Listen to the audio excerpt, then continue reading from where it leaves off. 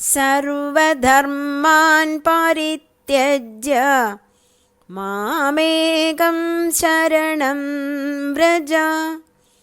അഹം ത്വാ സർവപാപേഭ്യോ മോക്ഷയിഷ്യാമി മാ ശുചഃ. ഭഗവത്ഗീതയിലെ മഹത്തരവും വളരെ പ്രാധാന്യവുമുള്ള ഒരു ശ്ലോകമാണിത്.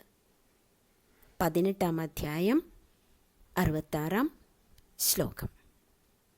ഓം നമോ ഭഗവതേ വാസുദേവായ. ശ്രീമദ് ഭഗവത്ഗീത അധ്യായം 9 രാജവിദ്യ രാജഗുഹ്യ യോഗം. ആദ്യം തത്വവിചാരം ശ്രദ്ധിക്കാം.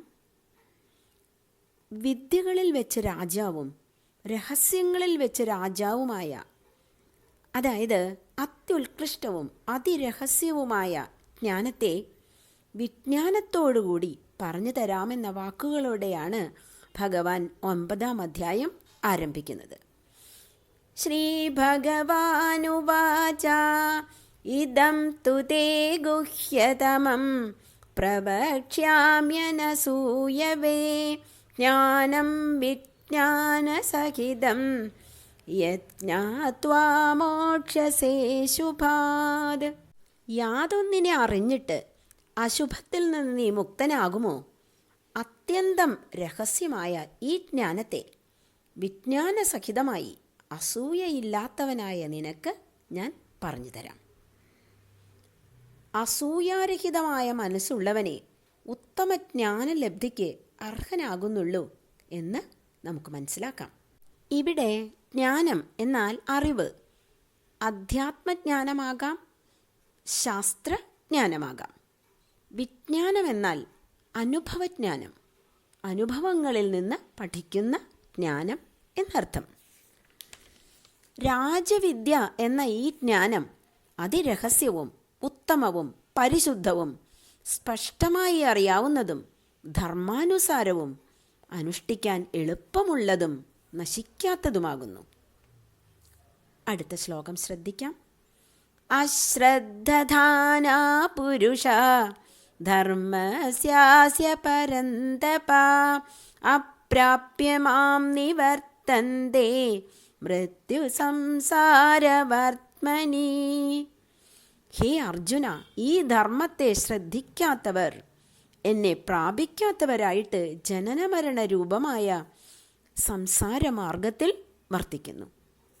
അതായത് അവർക്ക് ഈ സംസാരത്തിൽ നിന്ന് മോചനം ലഭിക്കുന്നില്ലെന്ന് സാരം. മയാ തദമിദം സർവം ജഗദവ്യക്തമൂർത്തിനാ മത്സ്ഥാനി സർവഭൂതാനി ന ചാഹം തേഷ്വവസ്ഥിത. വ്യക്തമല്ലാത്ത സ്വരൂപത്തോടു കൂടിയ എന്നാൽ ഈ സർവ്വലോകവും വ്യാപിക്കപ്പെട്ടിരിക്കുന്നു. സർവഭൂതങ്ങളും എന്നിൽ സ്ഥിതി ചെയ്യുന്നു. ഞാനാകട്ടെ അവയിൽ സ്ഥിതി ചെയ്യുന്നതുമില്ല. സകല ഭൂതങ്ങളും എന്നിൽ സ്ഥിതി ചെയ്യുന്നു എന്നതുകൊണ്ട് സർവചരാചരങ്ങൾക്കും താൻ ആധാരമായി വർത്തിക്കുന്നു എന്ന് വ്യക്തമാക്കുന്നു. എന്നാൽ താൻ അവയിൽ ഇരിക്കുന്നില്ല എന്നതുകൊണ്ട് പരമാത്മാവിൻ്റെ പരിപൂർണമായ നിസ്സംഗതയാണ് വെളിപ്പെടുത്തുന്നത്. പരമാത്മാവിന് യാതൊരു വസ്തുവുമായും സംസർഗമില്ല. അടുത്ത ശ്ലോകത്തിൽ ഒരു ദൃഷ്ടാന്തം കൊണ്ട് ഇത് കൂടുതൽ വ്യക്തമാകുന്നു. യഥാകാശസ്ഥിതോ നിത്യം വായു സർവത്ര ഗോമഹാൻ തഥാ സർവാണി ഭൂതാനി മത്സ്ഥാനീത്യുപധാരയ. എല്ലായിടത്തും സഞ്ചരിക്കുന്ന മഹത്തായ വായു ഏതു പ്രകാരത്തിൽ എപ്പോഴും ആകാശത്തിൽ സ്ഥിതി ചെയ്യുന്നുവോ അപ്രകാരം തന്നെയാണ് എല്ലാ ഭൂതങ്ങളും എന്നിലിരിക്കുന്നത് എന്ന് അറിഞ്ഞാലും. വായു ആകാശത്തിൽ സദാ സഞ്ചരിക്കുന്നുവെങ്കിലും ആകാശത്തിന് തന്മൂലം യാതൊരു ഭാവഭേദവും മാറ്റവും സംഭവിക്കുന്നില്ല. ആകാശം എപ്പോഴും നിസ്സംഗമായി തന്നെ ഇരിക്കുന്നു. അതുപോലെ സകല ചരാചരങ്ങളും പരമാത്മാവിൽ സ്ഥിതി ചെയ്താലും പരമാത്മാവ് നിർലിപ്തമായി തന്നെ വർത്തിക്കുന്നു. അല്ലയോ അർജുന, കൽപ്പാവസാനത്തിൽ സകല ചരാചരങ്ങളും എൻ്റെ പ്രകൃതിയെ പ്രാപിക്കുന്നു. വീണ്ടും കൽപ്പാരംഭത്തിൽ അവയെ ഞാൻ സൃഷ്ടിക്കുന്നു. പരയായും അപരയുമായുള്ള എൻ്റെ പ്രകൃതിയെ അധിഷ്ഠാനമാക്കിയിട്ട് സ്വഭാവമനുസരിച്ച് അസ്വതന്ത്രമായ ഈ മുഴുവൻ ഭൂതസമൂഹത്തെയും വീണ്ടും വീണ്ടും ഞാൻ സൃഷ്ടിക്കുന്നു. 9-ാമത്തെ ശ്ലോകം നോക്കാം. ന ച മാം താനി കർമാണി നിബധ്നന്തി ധനഞ്ജയ ഉദാസീനവദാസീനം അസക്തം തേഷു കർമ്മസു. അല്ലയോ അർജുന, ആ കർമ്മങ്ങളിൽ, അതായത് സൃഷ്ടിയാദി കർമ്മങ്ങളിൽ ആസക്തിയില്ലാത്തവനും താല്പര്യമില്ലാത്തവനെപ്പോലെ വർത്തിക്കുന്നവനുമായ എന്നെ ആ കർമ്മങ്ങൾ ബന്ധിക്കുന്നില്ല. കർത്തൃത്വാഭിമാനമോ ഫലത്തിൽ ആസക്തിയോ ഇല്ലാതെ ചെയ്യുന്ന കർമ്മങ്ങൾ ബന്ധകാരണങ്ങളാവില്ലെന്ന് മുമ്പ് പറഞ്ഞിട്ടുള്ളത് ഇവിടെയും സ്മരിക്കാം. പരമാത്മാവ് മൂലപ്രകൃതി മുഖേന സൃഷ്ടിയാദി കർമ്മങ്ങൾ നടത്തുന്നു. എന്നാൽ കർമ്മങ്ങളിൽ പരമാത്മാവിന് ഫലേച്ഛയോ കർത്തൃത്വ ഭാവനയോ ഇല്ല. ആകയാൽ അവ ബന്ധകാരണങ്ങളുമല്ല. അല്ലയോ അർജുന, എൻ്റെ സാന്നിധ്യമാത്രത്താൽ മൂലപ്രകൃതി ചരാചരാത്മകമായ പ്രപഞ്ചത്തെ ജനിപ്പിക്കുന്നു. അത് ഹേതുവായി പ്രപഞ്ചം ഉണ്ടാവുകയും നശിക്കുകയും വീണ്ടും ഉണ്ടാവുകയും ചെയ്യുന്നു. 13-ാമത്തെ ശ്ലോകം നോക്കാം. മഹാത്മാനസ്തു മാം പാർത്ഥ ദൈവീം പ്രകൃതിമാശ്രിതാ ഭജന്ത്യനന്യമനസോ ജ്ഞാത്വാ ഭൂതാദിമവ്യയം. അല്ലയോ അർജുന, മഹാത്മാക്കളാകട്ടെ ദൈവിയായ പ്രകൃതിയെ ആശ്രയിച്ചവരായി എന്നെ നാശമില്ലാത്തതായ ഭൂതകാരണമെന്നറിഞ്ഞിട്ട് അന്യചിന്ത കൂടാതെ ഭജിക്കുന്നു. ശമം, ദമം, ദയ, ശ്രദ്ധ മുതലായ ലക്ഷണങ്ങളോടുകൂടിയ സ്വഭാവത്തെയാണ് ദൈവിയായ സ്വഭാവം എന്നതുകൊണ്ട് ഉദ്ദേശിക്കുന്നത്. സതതം കീർത്തയന്തോ മാം യദന്തശ്ച ദൃഢവ്രതാ നമസ്യന്തശ്ച മാം ഭക്ത്യാ നിത്യയുക്താ ഉപാസതേ. ഈ മഹാത്മാക്കൾ എപ്പോഴും എന്നെ കീർത്തിക്കുന്നവരായും ആധ്യാത്മിക കാര്യങ്ങളിൽ ഉറച്ച നിഷ്ഠയുള്ളവരായും പ്രയത്നശാലികളായും നമസ്കരിക്കുന്നവരായും സദാ പരമാത്മ ചിന്തയുള്ളവരായും എന്നെ ഭക്തിയോടെ ഉപാസിക്കുന്നു. മറ്റു ചിലർ ഏകഭാവത്തിലും ഭേദഭാവനയോടെ അനേകഭാവത്തിലും ജ്ഞാനയജ്ഞത്താൽ പൂജിക്കുന്നവരായിട്ട് എന്നെ ഉപാസിക്കുന്നു. ഭഗവത് വിഷയകമായ ജ്ഞാനം തന്നെ യജ്ഞമാകുന്നു എന്നറിയുക. ഭഗവാൻ പറയുന്നു, യാഗം ഞാനാകുന്നു, സ്മൃതിപ്രോക്തമായ യജ്ഞം ഞാനാകുന്നു, പിതൃക്കൾക്കുള്ള അന്നം ഞാനാകുന്നു, ഔഷധവും ഞാൻ തന്നെ, മന്ത്രങ്ങൾ, ഹോമദ്രവ്യങ്ങൾ, അഗ്നി, ആഹുതി എല്ലാം ഞാൻ തന്നെയാകുന്നു. ഈ ജഗത്തിൻ്റെ പിതാവും മാതാവും പിതാമഹനും ജീവികൾക്ക് കർമ്മങ്ങളുടെ ഫലത്തെ കൊടുക്കുന്നവനും അറിയപ്പെടേണ്ടതും പരിശുദ്ധവുമായ വസ്തുവും ഓം എന്ന പ്രണവമന്ത്രവും ഋക്, സാമം, യജുസ് എന്നീ വേദങ്ങളും ഞാൻ തന്നെയാകുന്നു.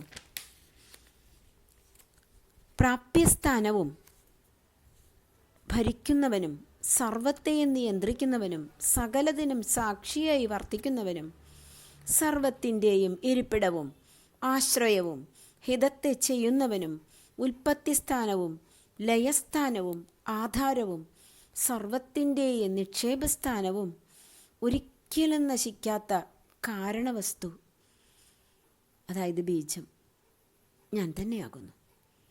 സാധാരണയായി വിത്ത് മുളച്ചു വരുന്നതോടെ വിത്ത് നാശമടയുന്നു. പരമാത്മാവായ ബീജം അങ്ങനെ നശിക്കുന്നില്ല. അതൊരിക്കലും നശിക്കാത്ത ബീജമാകുന്നു. അല്ലയോ അർജുന, ഞാൻ ലോകത്തിന് ചൂട് നൽകുന്നു, മഴയെ തടഞ്ഞു നിർത്തുകയും പെയ്യ്ക്കുകയും ചെയ്യുന്നു. മരണമില്ലായ്മയും മരണവും, അതായത് അനശ്വരതയും നശ്വരതയും, സത്തും അസത്തും, അതായത് ഉണ്മയും ഇല്ലായ്മയും ഞാൻ തന്നെയാകുന്നു. യാഗാദികളായ കാമ്യകർമ്മങ്ങൾ അനുഷ്ഠിക്കുന്നവർ വിശാലമായ ആ സ്വർഗത്തിലെ സുഖങ്ങൾ അനുഭവിച്ചിട്ട് പുണ്യം ക്ഷയിക്കുമ്പോൾ മനുഷ്യലോകത്തിലേക്ക് തന്നെ തിരിച്ചു വരുന്നു. ഇപ്രകാരം വേദധർമ്മത്തെ സ്വീകരിക്കുന്ന വിഷയേച്ഛുക്കൾ ജനനമരണ രൂപമായ വരവും പോക്കുമായി കഴിയുന്നു. യാഗാദി കർമ്മങ്ങൾ സംസാരചക്രത്തിൽ ചുറ്റിത്തിരിയാനല്ലാതെ പരമപദപ്രാപ്തിക്ക് ഉതകുകയില്ല എന്ന് വ്യക്തമാക്കപ്പെടുന്നു. അനന്യാശ്ചിന്തയന്തോ മാം യേ ജനാ പര്യുപാസതേ തേഷാം നിത്യാഭിയുക്താനാം യോഗക്ഷേമം വഹാമ്യഹം. യാതൊരു ജനങ്ങൾ അന്യചിന്ത കൂടാതെ എന്നെ ധ്യാനിച്ച് എന്നെ തന്നെ ഉപാസിക്കുന്നുവോ സദാ മനസ്സ് എന്നിൽ ഉറപ്പിച്ചവരായ അവരുടെ യോഗക്ഷേമങ്ങളെ ഞാൻ വഹിക്കുന്നു. യോഗ അപ്രാപ്തസ്യ പ്രാപണം ക്ഷേമ തദ് രക്ഷണം എന്ന് ശങ്കരാചാര്യർ. പ്രാപിക്കാത്ത വസ്തുവിൻ്റെ പ്രാപ്തിയാണ് യോഗം, പ്രാപിച്ച വസ്തുവിൻ്റെ രക്ഷണം ക്ഷേമവും. അല്ലയോ അർജുന, യാതൊരു ഭക്തന്മാർ ശ്രദ്ധയോടുകൂടി അന്യദേവതകളെ ഉപാസിക്കുന്നുവോ അവരും വിധിപ്രകാരമല്ലെങ്കിലും എന്നെ തന്നെയാണ് പൂജിക്കുന്നത്. എന്തെന്നാൽ ഞാൻ തന്നെയാണ് സകല യജ്ഞങ്ങളുടെയും ഭോക്താവും പ്രഭുവും ഭുജിക്കുന്നവനും ഫലദാതാവും എന്നർത്ഥം. എന്നാൽ അവർ എന്നെ അപ്രകാരം പരമാർത്ഥമായിട്ട് അറിയുന്നില്ല. അതിനാൽ അവർ ഫലേച്ഛുക്കളും ക്ഷണിക സുഖാന്വേഷികളുമായി വഴുതിപ്പോകുന്നു. അതിനാൽ അവർ ജനന മരണ രൂപമായ പുനരാവൃത്തിയെ പ്രാപിക്കുന്നു. യാന്തി ദേവവ്രതാ ദേവാൻ പിതॄൻ യാന്തി പിതൃവ്രതാ ഭൂതാനി യാന്തി ഭൂതേജ്യ യാന്തി മദ്യാജിനോപി മാം. ദേവന്മാരെ ആരാധിക്കുന്നവർ ദേവന്മാരെ പ്രാപിക്കുന്നു. പിതൃക്കളെ പൂജിക്കുന്നവർ പിതൃക്കളെ പ്രാപിക്കുന്നു. ഭൂതങ്ങളെ സേവിക്കുന്നവർ ഭൂതങ്ങളെ പ്രാപിക്കുന്നു. എന്നെ ഭജിക്കുന്നവർ എന്നെയും പ്രാപിക്കുന്നു. ഭാവന പോലെ ആയിത്തീരുമെന്നത് പ്രകൃതി നിയമമാണ്. യത് ഭാവ തത് ഭവതി. ഒരു വ്യക്തിയുടെ ഇന്നത്തെ സങ്കല്പങ്ങളാണ് നാളത്തെ സ്വഭാവത്തിൻ്റെ രൂപരേഖ. സ്വന്തം ജീവിതാനുഭവങ്ങളിൽ നിന്ന് എല്ലാവർക്കും ഗ്രഹിക്കാവുന്ന വാസ്തവമാണിത്. ദേവന്മാർ ഇന്ദ്രിയങ്ങളെ പ്രതിനിധാനം ചെയ്യുന്നു. ദേവന്മാർ എന്നതിന് ഇന്ദ്രിയ അനുഭവങ്ങളുടെ എല്ലാ മണ്ഡലങ്ങളും എന്ന് അർത്ഥമാക്കേണ്ടതാണ്. വിഷയാനുഭവങ്ങളുടെ നേട്ടങ്ങളിൽ ബദ്ധശ്രദ്ധരായി പ്രവർത്തിക്കുന്നവർ ആ മണ്ഡലത്തിൽ വിജയിക്കുന്നു എന്ന് ഭാവം. പിതൃക്കൾ പൂർവികരാകുന്നു. പിതൃക്കളെ ഭജിക്കുന്നവർ എന്നാൽ തങ്ങളുടെ സാംസ്കാരിക പൈതൃകത്തിൻ്റെ ആദർശ മഹിമയ്ക്കും ആചാരശുദ്ധിക്കും അനുസരിച്ച് ജീവിക്കുവാൻ യത്നിക്കുന്നവർ എന്നർത്ഥം. ആർഷഭാരതത്തിൻ്റെ ആധ്യാത്മിക സംസ്കാര പാരമ്പര്യത്തിനനുസരിച്ച് ജീവിക്കുവാൻ ശ്രമിക്കുന്ന ഒരുവൻ ആ ധന്യജീവിതത്തിൻ്റെ ദിവ്യ സൗരഭ്യവും പൂർണ്ണ സൗന്ദര്യവും സ്വയം ആവാഹിക്കുന്നു. പത്രം പുഷ്പം ഫലം തോയം യോ മേ ഭക്ത്യാ പ്രയച്ഛതി തദഹം ഭക്ത്യുപഹൃതം അശ്നാമി പ്രയതാത്മനഃ. ഇലയോ പൂവോ പഴമോ ജലമോ ആരെനിക്ക് ഭക്തിയോടെ സമർപ്പിക്കുന്നുവോ ശുദ്ധാത്മാവായ അവൻ്റെ ഭക്തിയോടെ സമർപ്പിക്കപ്പെട്ട അതിനെ ഞാൻ സ്വീകരിക്കുന്നു. അർപ്പിക്കപ്പെടുന്ന ദ്രവ്യങ്ങൾക്കല്ല, അവയ്ക്ക് പിന്നിലെ ഭാവനയ്ക്കാണ് ഈശ്വരൻ വില കൽപ്പിക്കുന്നത്. അതിനാൽ ഭഗവാനുള്ള ഒരു നിവേദ്യം സഫലമാകണമെങ്കിൽ 2 സംഗതികൾ ആവശ്യമാണ്. 1. ഭക്തിപൂർവം സമർപ്പിക്കുക. 2. ചിത്തശുദ്ധി ഉണ്ടായിരിക്കുക. അതുകൊണ്ട് അല്ലയോ അർജുന, നീ യാതൊന്ന് ചെയ്യുന്നുവോ, യാതൊന്ന് ഭുജിക്കുന്നുവോ, യാതൊന്ന് ഹോമിക്കുന്നുവോ, യാതൊന്ന് കൊടുക്കുന്നുവോ, യാതൊരു തപസ് ചെയ്യുന്നുവോ, അതൊക്കെയും എനിക്ക് അർപ്പണമായി ചെയ്യൂ. ജീവിതത്തിലെ എല്ലാ പ്രവൃത്തിയും ഈശ്വരാർപ്പണ ബുദ്ധിയോടെ ചെയ്യാൻ കഴിയും. ബാഹ്യചേഷ്ടകളല്ല, മനസ്സിൻ്റെ ഭാവമാണ് പരമപ്രധാനമെന്ന് ഗീതയിലുടനീളം അനേകം തവണ ആവർത്തിച്ച് പറയുന്നുണ്ട്.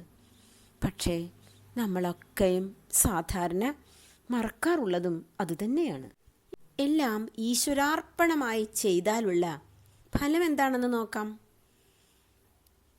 ശുഭാശുഭ ഫലങ്ങളോട് കൂടിയ കർമ്മബന്ധനങ്ങളിൽ നിന്ന് നീ മുക്തനായിത്തീരും എന്ന് ഭഗവാൻ അർജുനനോട് പറയുന്നു. സന്യാസയോഗയുക്തനായ നീ വിമുക്തനായിട്ട് എന്നെ പ്രാപിക്കും. കർത്തൃത്വാഭിമാനമില്ലാതെ കർമ്മങ്ങൾ ചെയ്യുമ്പോൾ അവയുടെ നല്ലതോ ചീത്തയോ ആയ പ്രതികരണങ്ങൾ അഥവാ വാസനകൾ നമ്മെ ബാധിക്കുന്നില്ല. ഞാൻ സർവ്വജീവികളിലും തുല്യനാകുന്നു. എനിക്ക് അപ്രിയനില്ല, പ്രിയനുമില്ല. എന്നാൽ ആരെന്നെ ഭക്തിയോടെ ഭജിക്കുന്നുവോ അവർ എന്നിലും ഞാൻ അവരിലും സ്ഥിതി ചെയ്യുന്നു. സൂര്യരശ്മി എല്ലാ പ്രതലങ്ങളിലും തട്ടി പ്രതിഫലിക്കുന്നു. മൺകട്ടയിലായാലും മാണിക്യത്തിലായാലും ഒരേപോലെയാണത്. പക്ഷേ പ്രതിഫലനത്തിൻ്റെ വ്യക്തത പ്രതിഫലിക്കുന്ന പ്രതലത്തിൻ്റെ പ്രകൃതിയെ ആശ്രയിച്ചിരിക്കും. കല്ലിലെ പോലെയല്ല കണ്ണാടിയിലെ പ്രതിഫലനം. ഭഗവാൻ പറയുന്നു, കൊടിയ ദുരാചാരിയാണെങ്കിൽ പോലും എന്നെ അന്യചിന്ത കൂടാതെ ഭജിക്കുന്നുവെങ്കിൽ അവനെ നല്ലവനായി തന്നെ കരുതണം. എന്തെന്നാൽ അവൻ നേർവഴിക്ക് മനസ്സുറപ്പിച്ചു കഴിഞ്ഞു. ഏകാഗ്രമായ ഭക്തിയുടെ ഫലം എന്തായിരിക്കും? ശാശ്വതമായ ശാന്തിയെ പ്രാപിക്കും. അല്ലയോ അർജുന, എൻ്റെ ഭക്തൻ നശിക്കില്ല എന്ന് നീ തീർച്ചയായും അറിഞ്ഞുകൊള്ളുക. സ്ത്രീകൾ, വൈശ്യർ, ശൂദ്രർ ആരൊക്കെയുണ്ടോ എല്ലാവരും എന്നെ ശരണം പ്രാപിച്ചിട്ട് പരമഗതി പ്രാപിക്കുന്നു. പുണ്യാത്മാക്കളായ ബ്രാഹ്മണരുടെയും ഭക്തരായ രാജർഷികളുടെയും കാര്യം വീണ്ടും എടുത്തു പറയേണ്ട ആവശ്യമില്ല. നിത്യമല്ലാത്തതും സുഖമില്ലാത്തതുമായ ഈ ലോകത്തിൽ വന്ന സ്ഥിതിക്ക് എന്നെ ഭജിക്കുക. ഭജസ്വമാം, ശ്രദ്ധാപൂർവം എന്നെ ഭജിച്ചോളൂ എന്നാണ് ഭഗവാൻ പറയുന്നത്. ആരാണ് രാജർഷി? തൻ്റെ അധികാരവും സമ്പത്തും ബുദ്ധിപൂർവം അനുഭവിച്ചിട്ട് വിവേകം കൊണ്ട് മതിവന്ന് ആത്മധ്യാനം കൊണ്ട് ആത്മശാന്തി, ആന്തരശാന്തി അനുഭവിക്കുന്ന രാജാവിനെയാണ് രാജർഷി എന്ന് പറയുന്നത്. ഭഗവാൻ അർജുനനോട് പറയുന്നു, ഭജസ്വമാം, ശ്രദ്ധാപൂർവം എന്നെ ഭജിച്ചോളൂ. എങ്ങനെ? മന്മനാഭവ മദ്ഭക്തോ മദ്യാജീ മാം നമസ്കുരു മാമേ വൈഷ്യസി യുക്ത്വൈവം ആത്മാനം മത്പരായണ. എന്നിൽ തന്നെ മനസ്സുറപ്പിക്കൂ, എൻ്റെ ഭക്തനായി തീരൂ, എന്നെ യജിക്കുന്നവനായി ഭവിക്കൂ, എന്നെ നമസ്കരിക്കൂ. ഇങ്ങനെ എന്നെ തന്നെ പരമലക്ഷ്യമായി കരുതി വ്യക്തിത്വത്തെ എന്നിൽ ചേർത്താൽ എന്നെ തന്നെ നീ പ്രാപിക്കും. ഈ അധ്യായത്തിൻ്റെ സുന്ദരമായ സംക്ഷേപമാണിത്. ബ്രഹ്മത്തെ ചിന്തിക്കുക, അതിനെക്കുറിച്ച് തന്നെ സംസാരിക്കുക, അന്യോന്യം അതിനെ ബോധിപ്പിക്കുക, അതിൽ മാത്രം തത്പരനായിരിക്കുക. ഇത് തന്നെ ബ്രഹ്മാഭ്യാസം എന്ന് വിദ്വാൻമാർ പറയുന്നു. നമ്മെ നാം ആക്കുന്നത് നമ്മുടെ സങ്കല്പങ്ങളാണ്. സങ്കല്പങ്ങൾ ഉത്കൃഷ്ടങ്ങളായാൽ നാം ഉത്കൃഷ്ടരാകുന്നു. ഹരി ഓം. എൻ്റെ ഈ വാക്കുകളെ പാർത്ഥസാരഥിയുടെ പാദങ്ങളിൽ സമർപ്പിക്കുന്നു.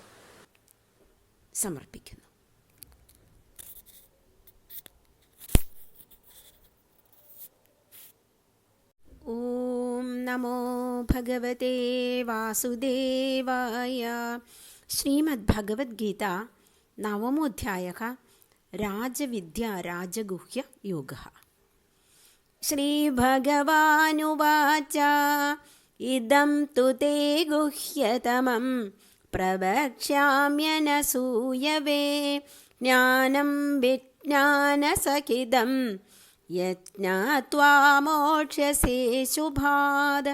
രാജവിദ്യാ രാജഗുഹ്യം പവിത്രമിദമുത്തമം പ്രത്യക്ഷാവഗമം ധർമ്മ്യം സുസുഖം കർത്തുമവ്യയം.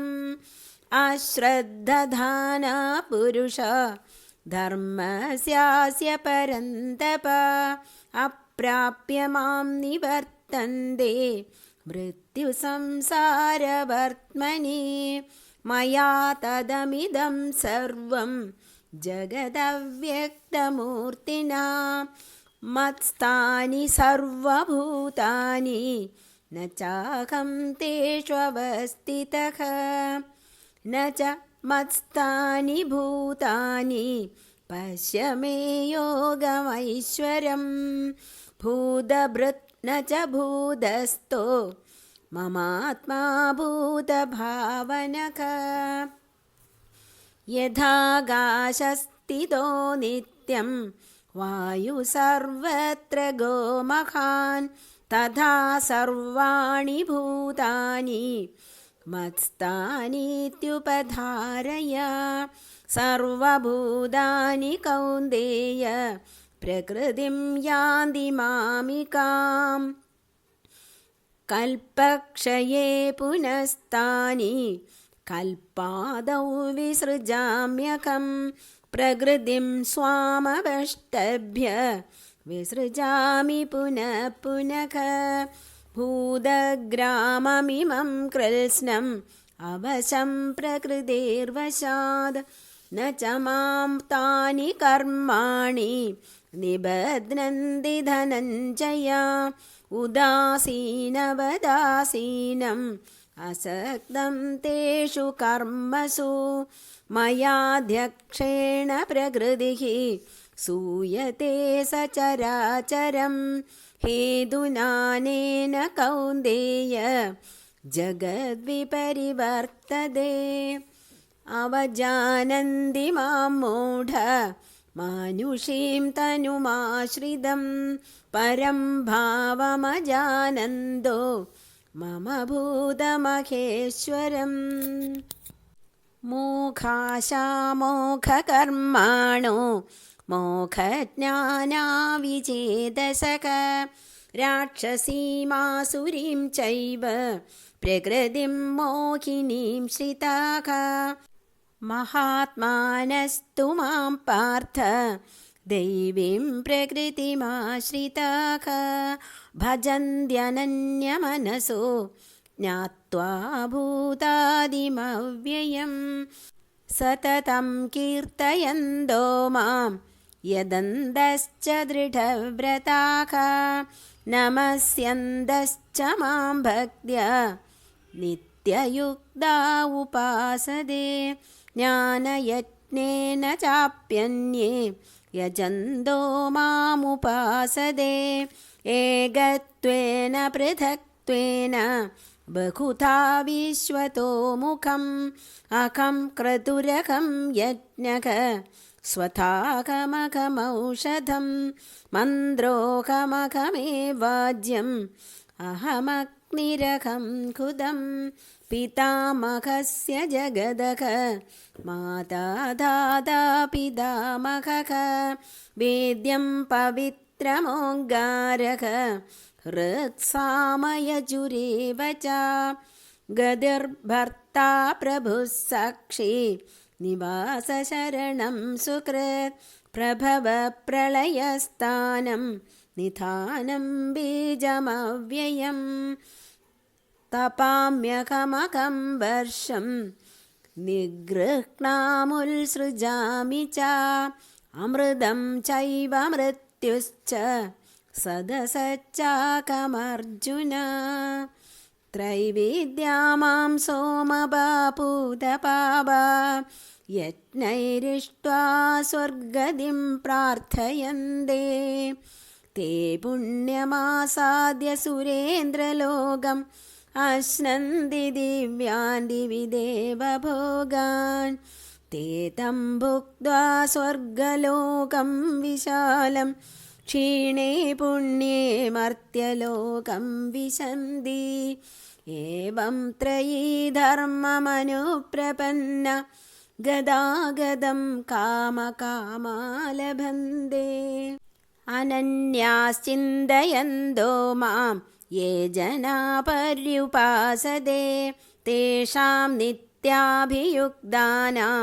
योगक्षेमं वहाम्यहं येऽप्यन्यदेवता भक्ता यजन्ते श्रद्धयान्विताः तेऽपि मामेव कौन्तेय यजन्त्यविधिपूर्वकम् अहं हि सर्वयज्ञानां भोक्ता च प्रभुरेव च न तु मामभिजानन्ति तत्त्वेनादश्च वन्दिते यान्ति देवव्रता देवान् पितॄन् यान्ति पितृव्रताः भूतानि यान्ति भूतेज्य यान्ति मद्याजिनोऽपि मां पत्रं पुष्पं फलं तोयं यो मे भक्त्या प्रयच्छति तदहं भक्त्युपहृतम् अश्नामि प्रयतात्मनः